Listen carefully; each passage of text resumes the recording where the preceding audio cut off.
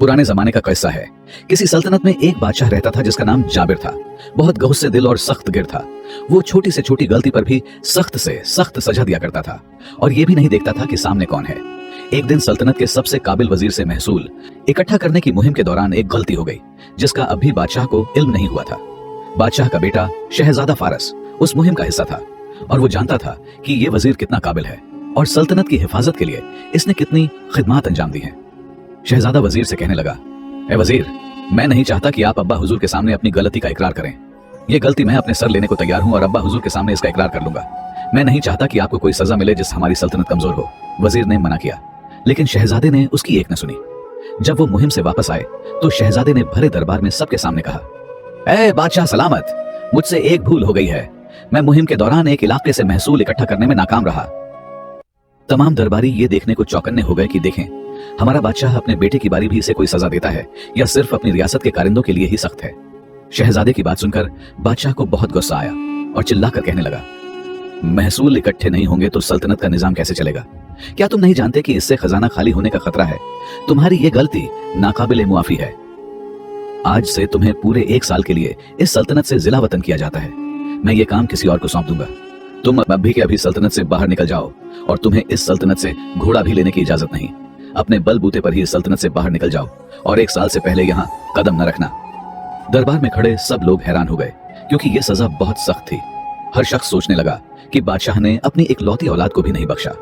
शहजादे ने खामोशी से सर झुका लिया। दिल टूटा तो जरूर था, लेकिन वो अंदर से पुरसुकून था क्योंकि उसने वजीर को सजा से बचा लिया था। जाते वक्त शहजादे ने अपना कीमती लिबास उतार दिया और सादे सफेद कपड़ों में मलबूस होकर एक आम आदमी की तरह तैयार हुआ। ज़्यादा राह साथ लिया और दरबार से बाहर निकल पड़ा। जाने से पहले दरबार के बाहरी दरवाजे पर वही वजीर शहजादे से मिला और कहने लगा, ए शहजादा, मैं आपका ये एहसान कभी नहीं भूलूंगा।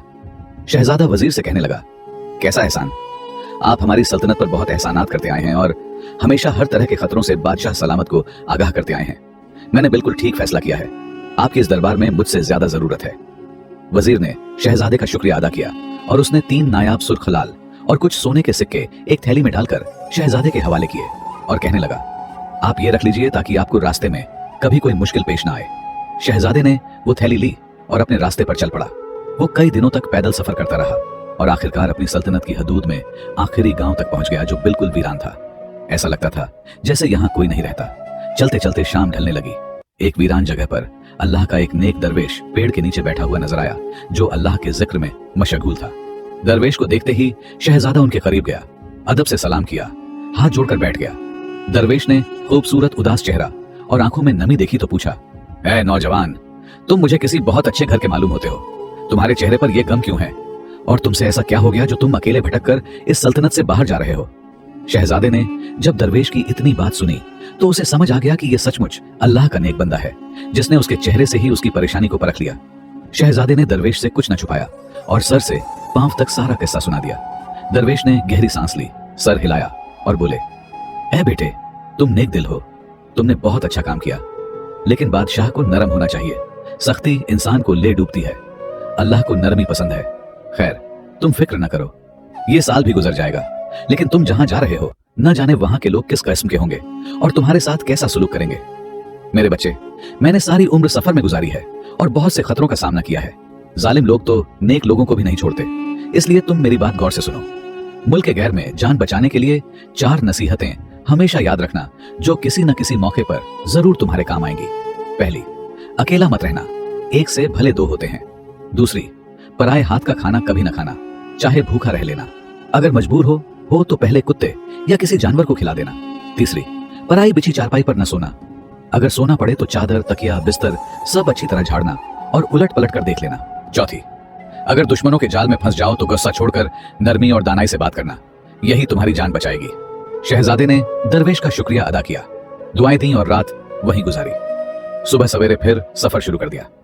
कई दिनों के मुसलसल चलने के बाद एक शाम शहजादा एक पुराने सराय में दाखिल हुआ। सराय में एक नौजवान तन्हा बैठा रो रहा था। शहजादे ने पूछा, भाई क्या हुआ? नौजवान ने आंसू पोंछते हुए कहा, मेरे माँ बाप इस दुनिया में नहीं हैं और मैं इस सराय में काम करता हूँ। इस सराय का मालिक बहुत जालिम है, छोटी से छोटी गलती पर सख्त से सख्त सजा देता है। आज मुझसे एक बर्तन टूट गया तो उसने मुझे बहुत मारा और खाना भी नहीं दिया। शहजादा कहने लगा, तो तुम उसका काम छोड़कर किसी और के पास क्यों नहीं चले जाते? नौजवान ने जवाब दिया, मैंने उसका कर्ज चुकाना है, इसलिए मैं यहां से नहीं जा सकता। शहजादे के दिल में दरवेश की पहली नसीहत गूंज उठी। फौरन बोला, ए नौजवान, रो मत, मेरे साथ चल, हम दोनों मिलकर सफर करेंगे। तुम मेरे लिए काम करो, मैं तुम्हें इस सराय के मालिक से कई गुना ज्यादा तनख्वाह दूंगा। वो नौजवान बोला, लेकिन मैं कर्ज अदा किए बिना यहां से नहीं जा सकता। शहजादे ने फौरन थैली में से कुछ सोने के सिक्के निकाले और मालिक को देकर कहने लगा, आज से ये आजाद है और तुम्हारे पास काम नहीं करेगा। नौजवान ने शहजादे के पांव पकड़ लिए और शुक्रिया अदा करने लगा। उसकी जालिम मालिक से जान छूट गई थी। उस दिन से वो दोनों साथ साथ चलने लगे। चलते चलते रास्ते में एक घना जंगल आ गया और रात का वक्त भी हो चुका था। इसलिए शहजादे ने फैसला किया कि रात इस पीपल के नीचे गुजारी जाए। इस जंगल में एक चोर रहता था जो आने वाले तन्हा राहगीर को लूट लेता था। शहजादा पीपल के पेड़ के नीचे बैठ गया और आराम करने लगा, जबकि वो नौजवान अपने नए मालिक के लिए लकड़ियां तलाश करने चला गया ताकि आग जलाई जा सके। शहजादा अपने ख्यालों में गुम हो गया। उसी वक्त उस चोर का वहां से गुजर हुआ। शहजादे को अकेला पाकर वो बहुत खुश हुआ और उसे लूटने की गरज से उसके पास चला आया। उसने शहजादे पर तलवार तान ली और कहने लगा, जो कुछ तुम्हारे पास है मेरे हवाले कर दो, वरना यही मौत के घाट उतार दूंगा। शहजादा घबरा गया क्योंकि तलवार शहजादे की गर्दन पर थी। इतने में वो नौजवान लकड़ियां ले आया।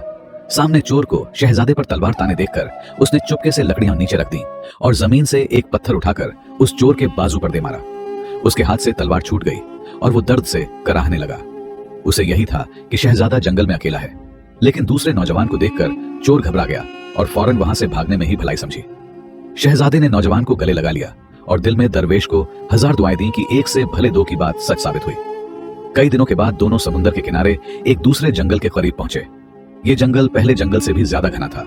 नौजवान ने कहा, इस बस्ती में मेरा एक चाचा रहता है, मुझे इजाजत दें, मैं उनसे मिल लूं। बहुत दिन हो गए। शहजादे ने मुस्कुराकर इजाजत दी और अकेले रात गुजारने लगा। इसी जंगल में एक बहुत बड़ा ठग रहता था। उसके 4 बेटे और 2 बेटियां थीं। बड़ी बेटी जादू टोने की माहिर थी। वो दूर बैठे मुसाफिर के पास कितना माल है काले इल्म से हिसाब लगा लेती थी। आज उसने हिसाब लगाया तो उसे 3 कीमती लाल नजर आए। वो फौरन बाप से बोली, जंगल में एक नौजवान आया है, उसके पास 3 कीमती लाल हैं। अगर ये मिल गए तो हम सारी उम्र बादशाहों की तरह गुजारेंगे। इसे जिंदा पकड़ कर लाओ, मारना बिल्कुल मत। ठग और उसके 4 बेटों ने रात को शहजादे को पकड़ लिया और घर लाकर बड़ी बेटी के हवाले कर दिया। छोटी बेटी ने शहजादे को देखते ही दिल दे दिया। पहली नजर का इश्क था, मगर बाप और भाइयों के खौफ से कुछ कह न सकी। बस दिल ही दिल में सोचती रही कि किसी तरह इनकी जान बचाऊं। बड़ी बेटी ने बहुत लजीज खाना बनाया और उसमें मौत का जहर मिला दिया। शहजादे के सामने थाली रखी। शहजादे को बहुत भूख लगी थी। वो फौरन खाने के लिए आगे बढ़ा, लेकिन अचानक उसे दरवेश की दूसरी नसीहत याद आ गई कि पराये हाथ का खाना कभी न खाना। उसने एक निवाला उनके घर में मौजूद कुत्ते को डाल दिया। कुत्ता खाते ही तड़प कर मर गया। शहजादा खामोशी से थाली सरकाकर बैठ गया और दिल में सोचने लगा कि दरवेश की दूसरी नसीहत भी बिल्कुल सच साबित हुई। उसकी जान खतरे में थी, लेकिन वो नहीं जानता था कि यहां से कैसे निकलेगा। रात को बड़ी बेटी ने खूबसूरत चारपाई बिछाई, रेशमी चादर उड़ाई, मगर उस चारपाई के नीचे एक गहरा गड्ढा था।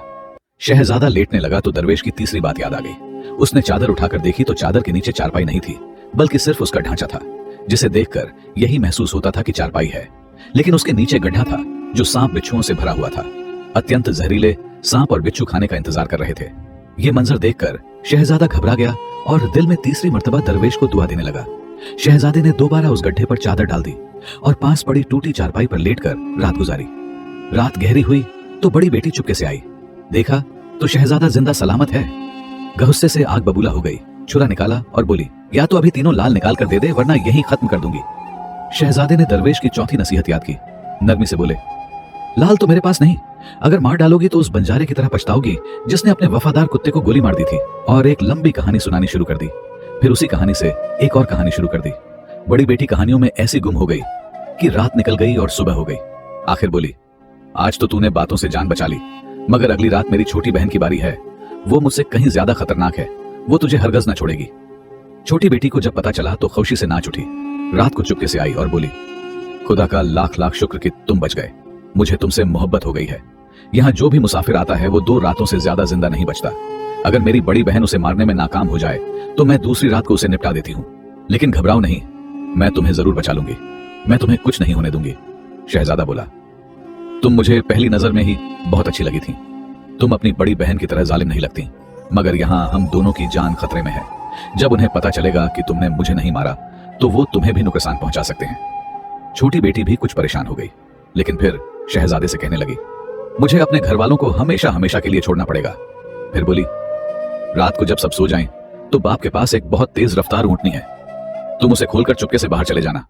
मैं जेवर, सोना और रुपया बांध कर तैयार रखती हूँ, हम दोनों भाग जाएंगे, कहीं दूर जाकर नई जिंदगी शुरू करेंगे। जिस पर शहजादा कहने लगा, हमें रुपए पैसे की कोई जरूरत नहीं, तुम बस यहां से निकलने का इंतजाम करो। आधी रात को शहजादा ऊँटनी खोल लाया और उस पर बैठ गया। छोटी बेटी भी जरूरत का सारा सामान लेकर उस पर सवार हो गई और दोनों निकल पड़े। सवेरे ठग को पता चला तो गुस्से से पागल हो गया। उसकी बेटी और शहजादा दोनों गायब थे। वो फौरन अस्तबल में ऊँटनी लेने गया तो देखा वहां से ऊँटनी भी गायब थी। वो गुस्से से बौखलाने लगा। उसके हाथ कुछ ना आया और वो उनका पीछा भी नहीं कर सकता था। जंगल से बाहर पहुंचकर शहजादे ने खुदा का शुक्र अदा किया। जंगल से बाहर वही नौजवान लड़का जमीन पर बैठा शहजादे का इंतजार कर रहा था। उसके पास एक घोड़ा भी था। उसे देखकर शहजादा रुक गया और बहुत खुश हुआ। शहजादा उसे कहने लगा, तुम मेरे साथ चलो, अब हमारा सफर खत्म हुआ, अब तुम बादशाह के दरबार में काम करोगे। ये बात सुनकर वो नौजवान हैरान भी हुआ और खुश भी। रास्ते में एक शहर में रुककर शहजादे ने उस लड़की से शादी कर ली और वो नौजवान उनके निकाह का गवाह बना। इस दौरान शहजादे की जिला वतनी भी खत्म हो चुकी थी। वो तीनों सल्तनत में वापस पहुंचे। बादशाह अपने बेटे को देखकर रोने लगा। उसने अपने बेटे को गले से लगा लिया, बहू को दिल से काबूल किया। बादशाह को अपनी गलती का एहसास हुआ, इसलिए उसने गौसा छोड़ दिया और तख्त अपने बेटे के हवाले कर दिया। शहजादा तख्त पर बैठा और उस नौजवान को अपनी जान बचाने और वफादारी के बदले वजीर बना दिया। इसके अलावा शहजादे ने उस दरवेश को भी ढूंढ लिया जिसकी नसीहतों की वजह से उसकी जान बची थी। शहजादे ने दरवेश को अपना मुशीर खास बना लिया और सल्तनत का हर फैसला उसकी कीमती नसीहतों और मशवरों के मुताबिक करने लगा, जिससे उनकी सल्तनत और भी फलने फूलने लगी। इस कहानी का सबसे गहरा आदय अखलाकी सबकर यह है कि नरमी, वफादारी और दानाई इंसान को हर बड़े से बड़े खतरे से बचा लेती है, जबकि सख्ती और गुस्सा सब कुछ बर्बाद कर देता है। शहजादा फारस ने अपनी नेक दिली से वजीर की जान बचाई, दरवेश की 4 मुख्तसर नसीहतों पर अमल करके मौत के मुंह से निकल आया और एक गरीब नौजवान की मदद करके उम्र भर का वफादार साथी पा लिया। दूसरी तरफ बादशाह जाबिर की संगदिली ने उसे अपने इकलौते बेटे से भी 1 साल के लिए जुदा कर दिया, मगर जब उसे अपनी गलती का एहसास हुआ तो वही सख्ती दिल में पिघल गई और सल्तनत एक नेक दिल और आदिल बादशाह के हवाले हो गई। ये कहानी हमें सिखाती है कि जिंदगी में सबसे कीमती दौलत रुपया पैसा या तख्त तो ताज नहीं, बल्कि अच्छा अखलाक, दूसरों के लिए कुर्बानी देने का जज्बा और बुजुर्ग की एक नसीहत को दिल में जगह देना है। जो शख्स इन बातों को अपना लेता है वो तन्हा होकर भी कभी अकेला नहीं रहता। अल्लाह उसके लिए हर मुश्किल में मददगार जरूर भेज देता है और आखिर में नेकी ही को फतह मिलती है। ये हमारी कहानी यहाँ खत्म होती है, लेकिन कहानियां कभी खत्म नहीं होती, बल्कि हर बार एक नए रूप में जन्म लेती रहती हैं। अपनी राय कमेंट्स में शेयर करें कि आपने इस कहानी से क्या सीखा। आप किस शहर से इस कहानी को सुन रहे हैं। अगर यह कहानी आपको पसंद आई तो लाइक और सब्सक्राइब करना न भूलें। मिलते हैं एक और नई वीडियो के साथ, तब तक के लिए अल्लाह हाफिज। ला हफ्ज़।